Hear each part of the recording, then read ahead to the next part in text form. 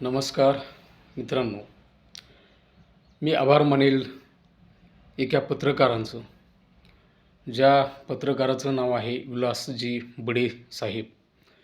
शेतकरी प्रवर्गातून येणारे पत्रकार विलासजी बडे साहेब यांचं मी यांचं मनापासून धन्यवाद आणि स्वागत करतो.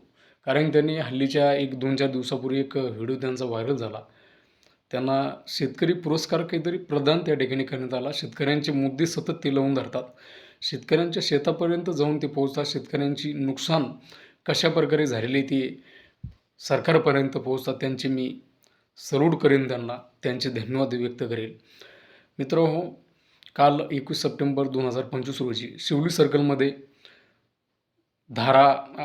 सर्कलमध्ये सोनदेव, धारा, उमरी, पातूर, शिवनगर, पाष्टा, शिवली, आपलं भागडे सावरगाव आणि शिवली सर्कलमध्ये जे काही गाव असतील, जालना जिल्ह्यामध्ये अनेक जिल्ह्यामध्ये असा पाऊस झालेला आहे. पण आमच्या शिवली सर्कलमध्ये खूप मोठी ढगफुटी सदृश्य पाऊस काल झालेला आहे आणि या पावसामध्ये शेतकऱ्यांचं खूप मोठं नुकसान त्या ठिकाणी झालेलं आहे. 2 दिवसापूर्वी स्थानिक अधिकारी, तहसीलदार आणि SDO या ठिकाणी सोनदेवला आले होते. त्यांनी तात्पुरती पाहणी केली आणि रोडून पाहणी केली आणि रोडचे जे शेत आहे ते पाणी करून ते निघून गेले. आणि त्यांनी असं सांगितलं की जी काय नुकसान झालेली आहे, तुमचं 2 एकर जमीन असेल तर त्याच्यापैकी 15-20 गुंठ्याची नुकसान भरपाई तुम्हाला मिळेल, असं पाहून ते गेले होते. त्या दिवशी काही एवढे नुकसान नॉर्मल दिसत होते, पण कालच्या पावसाने शेती पिकाचं खूप मोठं नुकसान झालेलं आहे. जीवितहानीसुद्धा होण्याचा टाईम आमच्या माळसोंदेमध्ये काल रात्री आम्हाला दिसून आला होता. माझी राज्य सरकारला विनंती आहे, जातीवाद बाजूला ठेवून हे जातीवादाचं राजकारण तुमचं बंद करा आहे महाराष्ट्रामधलं.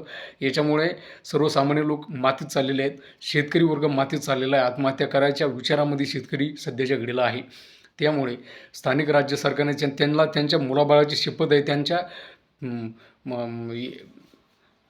मुलाबाळाची त्यांना शपथ आहे, तुम्ही तुमची इमानदारी जागृत ठेवून शेतकऱ्यांच्या वरती जो काही संकट या ठिकाणी येत आहे त्या संकटाचं निवारण त्यांनी करावं, शेतकऱ्यांना पाहिजे ती मदत करावी आणि तुम्ही तुमचे 5-5, 10-10, 5-5, 50-50 लाख रुपये तुम्ही शेतकऱ्यांना मदत करावी, आमदार खासदारांनी.